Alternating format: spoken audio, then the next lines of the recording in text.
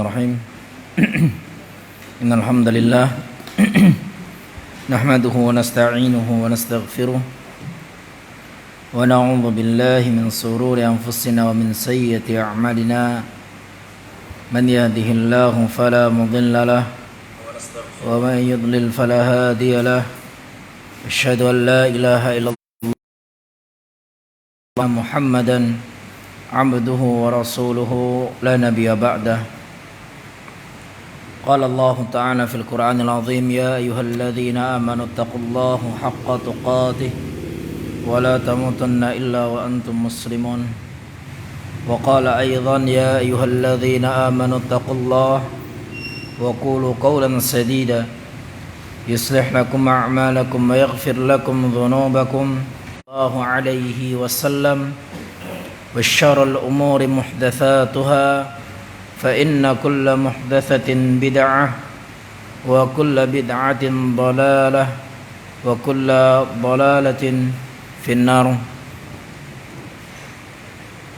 Ma'asyiral ikhwah wal akhwat rahimani wa rahimakumullah jami'an. Alhamdulillah, kita panjatkan puji syukur kepada Allah Subhanahu wa taala Rabbul Alamin yang telah memberikan kepada kita limpahan kenikmatan sehingga pada malam hari ini kembali kita dikumpulkan, dipertemukan oleh Allah Subhanahu wa taala di salah satu di antara rumah Allah Subhanahu wa taala yang mulia ini. Insyaallah kita akan melanjutkan pelajaran kita, yaitu kitab Al-Fiqhul Muyassar fi Dhaw'il Kitabi was Sunnah. Ya. Maka pada pertemuan yang telah lalu kita membahas terkait tentang muqaddimah yang disampaikan oleh Syekh Muhammad bin Abdul Aziz Saleh bin Abdul Aziz bin Muhammad Al-Syekh hafizahullahu taala, di mana pada kesempatan yang telah lalu kita menjelaskan kesimpulan dari pembahasan beliau terkait tentang muqaddimahnya, yaitu tentang keutamaan ilmu dan mempelajari ilmu dan juga mengajarkan ilmu tersebut. Kemudian faedah yang kedua yang bisa kita petik dari muqaddimah yang Syekh rahimahullahu taala jelaskan, yaitu terkait tentang keistimewaan terhadap kitab Al-Fiqhul Muyassar fi Dhaw'il Kitabi was Sunnah, yaitu tentang keistimewaan kitab ini. Maka ada 5 poin yang disebutkan beliau rahimahullahu taala terkait dengan keistimewaan di dalam kitab yang akan kita pelajari ini. Yang pertama, poin yang pertama, bahwasanya kitab ini disusun berdasarkan keputusan resmi dari pemerintah Saudi Arabia. Jadi subhanallah, ini termasuk kewajiban setiap pemerintah kaum muslimin dimanapun mereka berada, yaitu untuk menyusun buku-buku panduan terkait pembahasan tentang fikih tentang Islam. Maka di sini mereka pemerintah Saudi Arabia memberikan pelajaran bagi kita untuk memberikan yang terbaik kepada kaum muslimin. Kemudian di antara keistimewaan yang kedua pula, buku ini ditulis oleh sekelompok ulama yang mana di dalam ilmu akademis mereka telah mencapai puncak pendidikan tertinggi. Jadi penulis kitab ini bukan kaleng-kaleng kalau bahasa sekarang, tapi memang yang mereka memiliki kompeten di bidangnya. Walaupun tentu ilmu seseorang itu tidak mesti diukur dengan titelnya, tapi paling tidak ini menunjukkan kepada kita bahwasanya mereka memiliki ilmu. Ya. Maka disebutkan buku ini dikarang oleh 4 doktor, profesor dalam bidang ilmu agama Islam. Terkhusus lagi dalam bidang ilmu fikih. Ini kitab ini adalah kitab yang istimewa. Dikarang oleh 4 doktor profesor. Ya, yang pertama Profesor Dr. Abdul Aziz Mabruk Al-Ahmadi. Ini yang pertama. Kemudian yang kedua Profesor Dr. Faihan bin Shali Al-Matiri. Ya. Kemudian yang ketiga Profesor Dr. Abdul Karim bin Sunaitan Al-Umari. Kemudian yang keempat Profesor Dr. Abdullah bin Fahad Asy-Syarif Al-Hajiri. Jadi ada 4 orang ulama yang menulis kitab ini. Ini diantara ya keistimewaan kitab ini kalau dilihat dari sisi apa? Dari sisi pandang penyusunannya.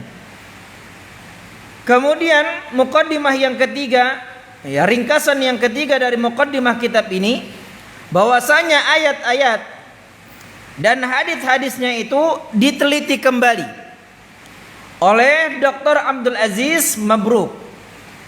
Jadi kitab yang ditulis ini ya kemudian diteliti lagi sebelum diterbitkan. Jadi beliau meneliti kembali ayat-ayat dan hadis-hadis ya dalam kitab ini untuk memastikan bahwa hadis-hadis yang ada di dalam kitab ini adalah hadis-hadis yang sahih. Jadi kita tidak perlu lagi meneliti hadis-hadisnya, dan ini memudahkan bagi kita, bagi penuntut ilmu yang baru ya untuk mudah di dalam memahami kitab ini. Kemudian yang keempat di antara muqaddimah, bahwasanya kitab ini diteliti kembali sebelum diterbitkan, diteliti kembali oleh 2 orang ulama profesor doktor di bidang fikih. Yang pertama Profesor Dr. Ali bin Muhammad Nasir Faqihi. Ya, beliau pengajar di Masjid Nabawi, termasuk ulama senior di kota Madinah. Yang kedua diteliti juga oleh Dr. Jamal bin Muhammad Asy-Syayyid. Ya, ini yang keempat. Kemudian yang kelima, buku ini dicetak oleh lembaga percetakan resmi negara. Jadi kitab yang kita pelajari ini ya kitab yang dicetak langsung ya dari percetakan resmi negara, yaitu salah satu percetakan yang terbaik di dunia saat ini, yaitu Mujamma' Malik Fahad yang ada di kota Madinah. Ya, jadi ini salah satu ya percetakan terbaik di dunia saat ini. Di antara salah satu yang mereka cetak adalah Al-Qur'an. Ya. Nah, jadi memang ini adalah salah satu percetakan terbaik ya Mujamma' Malik Fahad. Yang diketuai juga oleh Syekh Saleh Al-Syekh hafidhahullahu taala.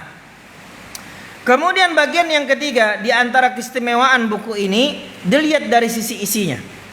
Ya, dilihat dari sisi isinya. Dilihat dari sisi isinya, maka Syekh menyebutkan 5 keistimewaan. Ada 5 keistimewaan kitab ini. Yang pertama, At-Tahari al-Baligh fi sihhati ma tubna alaihi al-ahkam al-fiqhiyyah min ahadits wa athari fi kulli mas'alatin. Yang pertama, ya dari sisi isinya, yaitu usaha yang maksimal. Usaha yang maksimal untuk memastikan kesahihan hadis-hadis dan asar-asar di dalam setiap permasalahan yang disebut di dalam buku ini yang menjadi sandaran di dalam hukum-hukum fikih. Ya, jadi kitab ini betul-betul ya memastikan kesahihan hadis-hadis dan asar-asar di dalam setiap permasalahan yang disebutkan di dalam kitab ini, yang dia menjadi sandaran di dalam hukum fikih. Kemudian yang kedua, syumuluhu wasti'abuhu li jami'i abwabil fiqhi wa masailihi allati laysa lil muslimi ghina anha. Kemudian kecakupan buku ini meliputi seluruh bab fikih. Jadi buku yang kita bahas ini akan membahas seluruh bab fikih dan permasalahan-permasalahan terpenting yang dibutuhkan oleh setiap muslim. Jadi para ulama penulis buku ini, mereka telah berusaha semampu mereka untuk mengumpulkan semua bab fikih dan permasalahan terpenting yang dibutuhkan oleh seorang muslim. Walaupun tidak semua permasalahan, tapi yang pentingnya, yang memang dibutuhkan oleh umat, yang akan dibahas di dalam kitab yang akan kita bacakan ini. Kemudian yang ketiga, wuduhu ibaratihi wa yusru uslubihi liyantafi'a bihi talabatul ilmi faman dunahu min 'amatil muslimin. Kemudian yang ketiga, jelasnya ungkapan dan mudahnya tata bahasa di dalam buku ini, yaitu agar para penuntut ilmu bisa banyak mendapatkan manfaat, begitu pula umumnya kaum muslimin. Jadi meskipun orang awam, ya bukan orang yang mereka berkonsentrasi di dalam menuntut ilmu, insya Allah mereka akan bisa mempelajari buku ini. Ya, mereka akan bisa mempelajari buku ini. Nah, kemudian yang keempat, diqatu taqsimatihi wa suhulatul istifadati min mawdu'atihi. Ya, kemudian yang keempat, kedetailan pembagian atau penyusunan babnya itu sangat detail dan memudahkan kita untuk mendapatkan faedah dari tema-tema, sehingga memudahkan kita untuk bisa memahaminya. Jadi buku ini sudah disusun secara sistematis sehingga mudah untuk dipelajari. Karena kebanyakan kaum muslimin mereka merasa berat untuk mempelajari buku-buku yang ditulis oleh ulama terdahulu. Ya, karena para ulama dahulu mereka menulis buku itu sesuai dengan zaman mereka. Ya, sesuai dengan zaman mereka. Nah, kalau orang sekarang ya membaca kitab-kitab mereka yang ada jadi bingung. Ya. Jadi bingung. Berarti menunjukkan mereka para ulama zaman dulu itu adalah orang-orang yang cerdas. Ya, adalah orang-orang yang luar biasa pintarnya. Nah, maka ya kalau sekarang ya orang akan mudah kalau dibuat secara sistematis. Tidak terlalu mendalam di dalam setiap pembahasannya. Ya, hanya disebutkan secara global, tidak disebutkan secara terperinci. Nah, kemudian yang kelima, tadammanuhu tanbih ala jumlatin minal mukhalafati syar'iyyah allati rubbama waqa'a fiha katsirun minal muslimin imma jahlan atau taqlidan. Ya, buku ini juga membahas peringatan terhadap sejumlah penyelisihan syariat yang dilakukan oleh banyak kaum muslimin. Apakah karena ketidaktahuan mereka ataukah hanya karena taklid dan ikut-ikutan saja. Jadi ini 5 keistimewaan yang terdapat di dalam buku ini apabila kita pandang dari sisi bukunya. Kemudian yang keempat, ya kita ambil dari muqaddimah yang disampaikan oleh penerbit bahwasanya metode penyusunan kitab ini, dan ini bagus untuk kita pahami ikhwan, ya, dan insya Allah akan memudahkan kita untuk mempelajari buku ini. Maka kalau kita paham metode penyusunan buku ini, ya insya Allah kita akan dimudahkan. Di dalamnya ada 11 poin yang menjelaskan kepada kita terkait tentang metode penyusunan buku ini. Yang pertama, manhajul amali fil kitab. Ya. Yang pertama, taqsimul mawdu'ati ila kutubin ra'isatin wa kullu kitabin yanqasimu ila abwabin wa kullu babin tahtahu masail wa dzalika taqriban wa tashilan ala mutali'i fihi. Ya. Yang pertama, pembagian tema-tema pembahasan atau judul-judul pada kitab-kitab induk. Kemudian setiap kitab dibagi menjadi beberapa bab. Seperti contoh, misal kitab Toharoh. Ya, kitab Toharoh. Maka kitab Toharoh ini ada bab tentang air, ada bab tentang najis, ada bab tentang mandi, ada bab tentang apa? Berwudu, ada bab tentang tayamum. Itu di mana? Di dalam kitab Toharoh. Bisa dipahami ya kaya? Di kitab Toharoh itu cakupannya ada beberapa bab. Jadi buku ini dibagi dalam setiap pembahasannya itu dibagi menjadi 3. Yang pertama kitab, yang kedua bab, yang ketiga masail, permasalahan-permasalahan. Contoh tadi kita contohkan apa? Kitab Toharoh. Ya, kitab Toharoh. Di bawahnya ada beberapa bab. Bab tentang air, bab tentang wudu, bab tentang mandi dan lain-lain. Kemudian misal bab tentang air. Bab tentang air. Bab tentang air di bawahnya ada beberapa permasalahan lagi. Ya, bab air ini ada beberapa permasalahan. Misal hukum tentang air bekas atau istilah dalam ilmu fikih apa? Air mustakmal. Ya, air mustakmal, air bekas. Kemudian apa? Hukum air yang tercampur dengan benda yang suci. Atau kemudian hukum air yang tercampur dengan benda najis. Jadi ini yang disebut dengan masail, permasalahan-permasalahan. Jadi ada 3. Yang pertama kitab, yang kedua bab, yang ketiga masail, permasalahan-permasalahan. Ini yang pertama. Kemudian yang kedua, iqtisaru ala masail al-muhimmah allati tad'u ilaiha al-haja fi kulli babin wa 'adamu dzikri taqrina tafri'ati wal masail allati taqil hajati ilaiha. Kemudian yang kedua, metode yang kedua, membatasi pembahasan hanya dalam masalah terpenting saja. Hanya dalam masalah terpenting saja yang dibutuhkan di setiap bab. Dan tidak menyebutkan pembahasan-pembahasan rincian. Ya. Jadi kitab ini hanya membahas perkara yang penting saja yang dibutuhkan di dalam setiap babnya.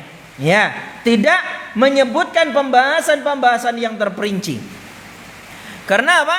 Kalau kita sebutkan secara terperinci, maka ini akan butuh waktu lagi. Ya, akan lama pembahasannya. Dan permasalahan-permasalahan yang dibutuhkan oleh kaum muslimin. Maka ini cara belajar untuk pemula seperti kita ini. Ya, ini cara yang terbaik ya di dalam belajar untuk pemula seperti kita ini. Kalau baru belajar kemudian kita bahas terlalu merinci, maka terkadang akan menjadikan kita apa? Ya, bosan, ya akan menjadikan kita tidak fokus, ya, dan juga kepanjangan. Iya, jadi memang buku ini ditulis untuk kaum muslimin, ya baik untuk penuntut ilmu ataupun juga orang-orang yang awam. Jadi kitab ini kitab yang benar-benar ringkas, ikhwah. Jadi kalau kita mau membuka kitab fikih yang luas banyak, seperti Al-Mughni, iya, kitabnya Al-Imam Ibnu Qudamah rahimahullahu taala. Iya, itu banyak sekali, butuh beberapa waktu di dalamnya kita harus membahasnya. Maka ini adalah metode yang baik di dalam belajar. Kemudian yang ketiga, as-salisan, ya ikhtisaru wa ikhtiyaru al-fat wal ibarat as-sahla al-wadihah qadrul imkan. Ya, meringkas dan memilih lafaz-lafaz dan ungkapan-ungkapan yang mudah serta jelas sesuai kemampuan. Jadi orang yang misalnya baru belajar bahasa Arab pun insya Allah bisa ikut belajar karena kata-katanya akan mudah. Ya, meskipun kita nggak belajar bahasa Arab, insya Allah diterjemahkan. Ya, diterjemahkan, ada terjemahannya, dan insya Allah dengan terjemahannya pun insya Allah akan mudah. Ya, akan mudah. Ada Mas Andi terjemahannya? Itu piro regane? 100.000, murah gitu. Ya, 100.000. Ya, kalau kuota 120.000. Ya kan? Ya, kitabnya murah, insya Allah cuma 100.000. Nah, insya Allah murah ya. Kemudian yang keempat, al-iktisaru ala adillatil al-mu'tamadah fi kulli mas'alatin. Pembahasan yang keempat yaitu membatasi penyebutan dalil-dalil yang menjadi dalil utama dalam setiap masalah. Karena dalil-dalil itu banyak ya. Dalil-dalil itu banyak sekali dalam bab fikih. Tapi di dalam kitab ini akan disebutkan hanya dalil utamanya saja. Hanya dalil utamanya saja. Jadi tidak terlalu memperbanyak dalil-dalil di dalamnya. Kemudian yang kelima, iqtisaru ala qaulir rajih alladhi yada'amuhu ad-dalil fi masail al-mukhtalaf fiha. Ya. Yaitu kemudian yang kelima, membatasi pembahasan atau penyebutan pada pendapat-pendapat yang paling kuat saja. Pendapat yang paling kuat tentu menurut pendapatnya penulis di sini, yang didukung oleh dalil dalam masalah-masalah yang ulama berbeda pendapat di dalamnya. Ini juga termasuk cara belajar yang baik ya bagi para pemula, tanpa menyebutkan pendapat atau ucapan-ucapan para ulama dalam masalah perbedaan pendapat tersebut. Iya. Misal kalau di dalam kitab fikih misalnya, kalau antum membaca kitab-kitab ilmu fikih itu banyak ikhtilafnya ulama di dalamnya. Pendapat Syafi'i begini, pendapatnya Ahmad begini, pendapatnya Malik begini, pendapatnya Hanafi begini. Ya, lalu kemudian kalau kita sebutkan ini semuanya akan panjang pembahasan. Belum lagi kita bantah lagi mana pendapat yang paling kuat di antara 4 pendapat ini misalnya, maka sangat banyak sekali.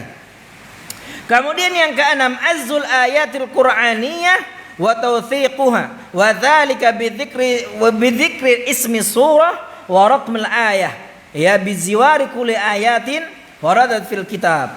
Kemudian yang keenam yaitu penyebutan ayat-ayat Al-Qur'an dan memastikannya dengan menyebut nama suratnya, kemudian nomor ayatnya yang disebutkan di dalam kitab ini. Maka ini juga akan membantu para pemula untuk menuntut ilmu. Jadi dalilnya jelas. Kalau misalnya dalam bab fikih ada satu pembahasan, kita sudah tahu ayatnya apa, dalilnya apa, nomornya berapa. Ya, dalam setiap bab fikihnya. Ini luar biasa. Kemudian yang ketujuh, takhrijul ahadits an-nabawiyah, yaitu takhrij hadis Nabi sallallahu alaihi wasallam di dalam kitab ini. Jadi insyaallah di dalam kitab ini sudah dipastikan insyaallah hadis-hadisnya adalah hadis yang sahih, yang diriwayatkan oleh al-imam ya, oleh imam ahlul hadis, sehingga memudahkan kita, sehingga tidak perlu lagi kita mencari status hadisnya ya, sahih atau tidak, lemah atau tidak. Jadi sudah ditakhrij hadisnya. Kemudian pula bi'azuwa ila masdari sunnah al-mu'tamadah ya, dan disebutkan pula sumber-sumber hadis yang mu'tamadah, yang menjadi ya, yang menjadi apa? Tumpuan di kalangan ahlu sunnah wal jamaah. Kemudian juga kata beliau, fa in kana al-haditsu fi sahihain aw ahadihima iktafaina bidzalik. Jika hadis itu terdapat di dalam sahihain, yaitu sahih Bukhari dan sahih Muslim, atau di salah satu keduanya, maka kami cukupkan penyebutannya dengan itu saja. Maka ini di antara metode para ulama.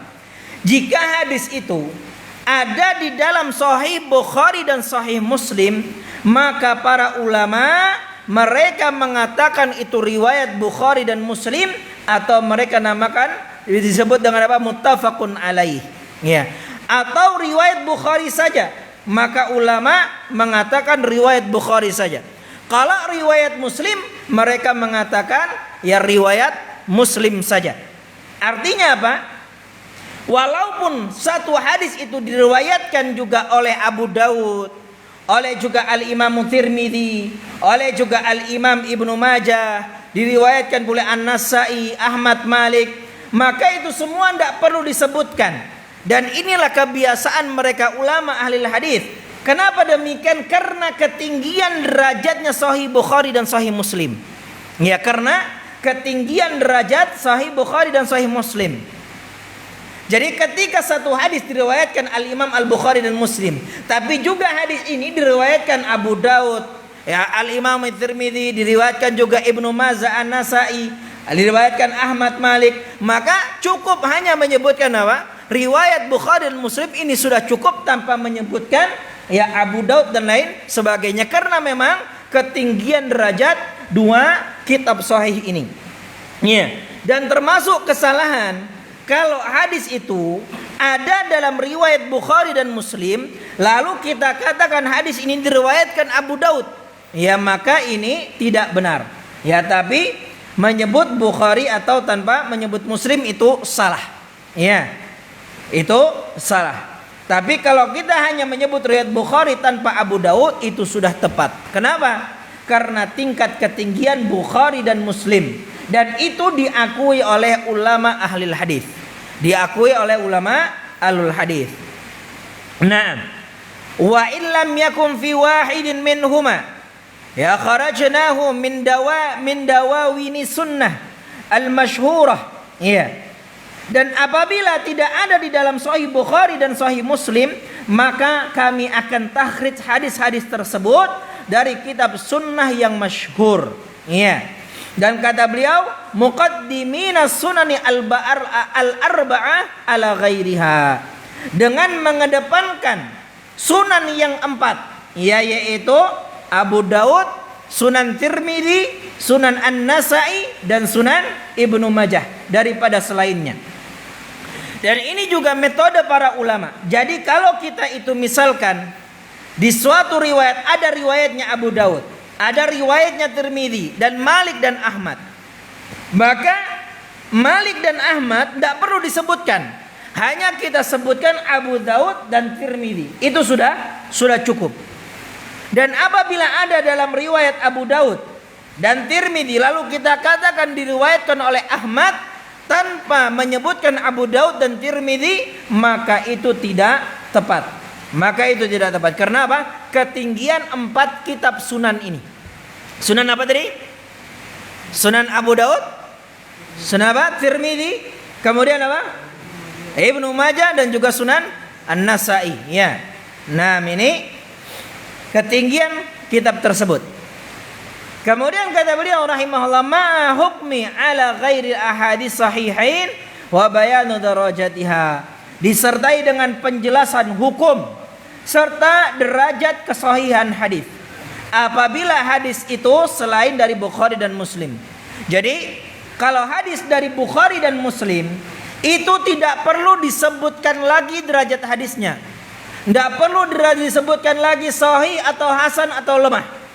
Tapi kalau selain Bukhari dan Muslim itu perlu disebutkan takhrij hadisnya. Iya. Apakah hadis itu sahih atau tidak? Kenapa? Karena cukup banyak hadis di dalam 4 kitab sunan ini yang lemah. Ya, cukup banyak di dalam 4 kitab sunan ini hadis-hadis yang lemah, meskipun lebih banyak yang sahihnya daripada yang lemahnya. Sehingga perlu kita menyebutkan takhrij hadisnya. Nah, kemudian yang ke-8 kata beliau, thaminan syarhul kalimati wal mustalahat al-ghariba allati tahtaju ila bayanin wa idah. Penjelasan kata-kata atau istilah yang baru atau yang mungkin tidak diketahui oleh kaum muslimin yang membutuhkan penjelasan. Itu kata-kata yang perlu dijelaskan, yang terdapat di tengah-tengah perincian penjelasan, maka itu disebutkan di catatan kaki kata beliau. Adapun istilah, ya, adapun istilah-istilah dalam pembahasan 6 utama, maka diterangkan di awal kitab, di setiap bab atau di setiap permasalahan. Seperti contoh tadi apa? Kitab Thaharah. Ini Ya, ini kan pembahasan utamanya adalah apa? Toharoh, bersuci. Apa makna toharoh? Nah, ini nanti akan dijelaskan di awal. Ya, nanti akan dijelaskan di awalnya. Nah, kemudian yang kesembilan, al-istifadatu min ba'dil kutubi al-mu'assirah fil fiqhi, yaitu mengambil faedah dari buku-buku kontemporer di dalam bidang fikih. Jadi subhanallah, para ulama di bidang fikih, mereka tidak mengarang sesuatu yang baru. Ya, mereka tidak mengarang sesuatu yang baru, tapi mereka hanya mengikuti para ulama terdahulu saja. Atau mereka memudahkan apa yang disampaikan oleh para ulama yang lebih dahulu dari mereka. Atau mereka menyesuaikan pembahasan-pembahasan ulama zaman dulu dengan kondisi kekinian. Iya, dengan kondisi kekinian. Jadi misal seperti kitab Al-Mughni tadi, berapa jilid itu? Ya puluhan jilid misalnya kitabnya. Loh, kalau kita bahas kan repot. Iya, maka mereka lebih kepada memperincinya. Nah, kemudian di sini juga dijelaskan, yaitu kata beliau Syarhul Mumti' li Fadilati Syekh Muhammad bin Utsaimin rahimahallahu taala, yaitu kitab Syarhul Mumti', seperti kitab Syarhul Mumti'. Ya, penjelasan yang sangat apa? Yang menyenangkan. Ya, Syarhul Mumti'. Ini subhanallah kitab yang luar biasa, Syarhul Mumti'. Ya, yang ditulis oleh Syekh Ibnu Utsaimin rahimahallahu taala, yang terdiri dari 15 jilid. Jadi kitab Syarhul Mumti' ini ya 15 jilid. Nanti kalau antum sudah belajar kitab ini, ya baru antum buka ya Syarhul Mumti'. Ya ada 15 jilid. Karya Syekh Ibnu Utsaimin rahimahullahu taala, kitab yang sangat indah. Ya. Wadzalika, dan begitu juga kitab Mulakhas Fiqhi. Ya. Kitab Mulakhas Fiqhi yang terdiri 2 jilid yang disusun oleh ya Fadilatul Syekh Saleh ya Al-Fauzan hafizahullahu taala. Ya. Wa dzalika bi idhabati ila masdaril ummahati fil madzahibil arba'ah wa ghairiha. Dan juga tetap bersandar pada buku-buku induk pada mazhab yang 4. Jadi buku ini juga sebenarnya berusaha untuk meringkas mazhab yang 4. Ya. Mana yang sesuai dalil, maka itu yang diambil. Jadi tidak terikat dengan satu mazhab saja, tapi berusaha mengambil dari mazhab yang 4 mana yang sesuai dengan dalil. Dan juga yang lainnya seperti kitab apa Al-Muhalla karyanya Ibnu Hazm rahimahullahu taala, atau kitab Nailul Autar miliknya Asy-Syaukani rahimahullahu taala. Beliau ya bukan dari imam yang 4, tapi memiliki pendapat-pendapat fikih yang kuat. Iya. Seperti apa? Nailul Autar miliknya Syaukani rahimahullahu taala. Di dalamnya pembahasan fikih yang luar biasa, memiliki dalil-dalil yang luar biasa kuatnya. Begitu juga Muhalla miliknya Ibnu Hazm rahimahullahu taala. Ini juga suatu kitab yang luar biasa, Madhhab Zahiri. Iya, miliknya Ibnu Hazm rahimahullahu taala. Jadi sekali lagi, ini bukan karya penemuan baru ya. Enggak, tapi ini hanyalah usaha untuk memudahkan kita di dalam belajar dari ya pengajaran-pengajaran ya yang telah diberikan oleh para ulama-ulama terdahulu, jadi diringkas di dalam kitab ini. Ya. Kemudian yang ke-10, ya kita masih muqaddimah ini ya. 2 kali pertemuan masih muqaddimah. Nah, yang ke-10, tanbihu ala ba'dil umur allati yaqa'u fiha katsirun minan nas mimma yukhaliful kitabi was sunnah as-sahihah. Dan juga ya, kitab ini peringatan dan nasihat terkait beberapa perkara yang menyelisihi Alkitab dan Sunnah yang dilakukan oleh banyak orang. Jadi ini diantara metode penyusunan buku ini, yaitu ada peringatan khusus terkait masalah-masalah yang diselisih oleh kaum muslimin. Jadi penjelasan mana yang benar, ya mana pendapat yang kuat tentang permasalahan tersebut, yaitu di beberapa tempat, ya di beberapa bab, ya itu ya insya Allah akan dibahas. Nah, kemudian kita akan masuk pada pembahasan kitab. Ya, kita akan masuk pada pembahasan kitab, yaitu at-tamhid, pengantar. Ya, kita akan masuk pengantar. Kata beliau rahimahullahu taala, wa yastamilu ala nuqati at-taliyah. Ya. Yang pertama, ta'riful fiqhi lughatan wastilahan. Pengantar yang pertama mencakup poin-poin pembahasan berikut. Maka ada 5 poin yang akan kita bahas pada bagian pengantar ini. Yang pertama, ta'riful fiqhi lughatan wastilahan. Yang pertama kita akan menjelaskan dulu istilah, definisi fikih, baik secara lughah, secara bahasa ataupun secara istilah. Ini yang pertama yang akan kita bahas. Kemudian yang kedua, al-masadir, ya, masadiruhu, sumber-sumber ilmu fikih. Yang kedua akan kita bahas sumber-sumber ilmu fikih. Dari mana saja ilmu fikih itu sumber ilmunya. Nah, kemudian yang ketiga, maudhu'uhu, yaitu tema pembahasannya. Apa sih tema pembahasannya? Fikih secara keseluruhan. Kemudian yang keempat, samaratuhu, ya, faedah belajar ilmu fikih itu apa?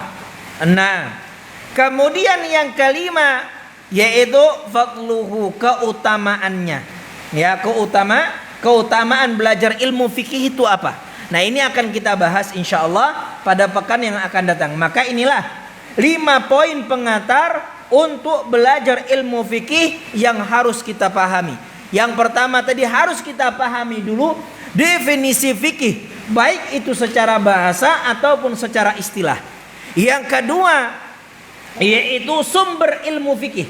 Sumber-sumber ilmu fikih itu apa saja. Kemudian yang keempat, maudhu'uhu, yaitu tema-tema pembahasan. Yang kelima, samaratuhu, yaitu buahnya. Ya, faedah belajar ilmu fikih. Yang kelima, keutamaannya. Insyaallah kita akan bahas yang pertama nanti insyaallah, ya, kita akan membahas makna fikih secara bahasa dan istilah. Ya, insyaallah nanti akan memudahkan kita di dalam memahami ilmu fikih itu sendiri kalau kita paham akan definisinya. Ya, insyaallah akan kita sebutkan pada pembahasan yang akan datang insyaallah biidznillah taala. Wallahu ta'ala bisawab. Kita tutup dengan doa kafaratul majlis.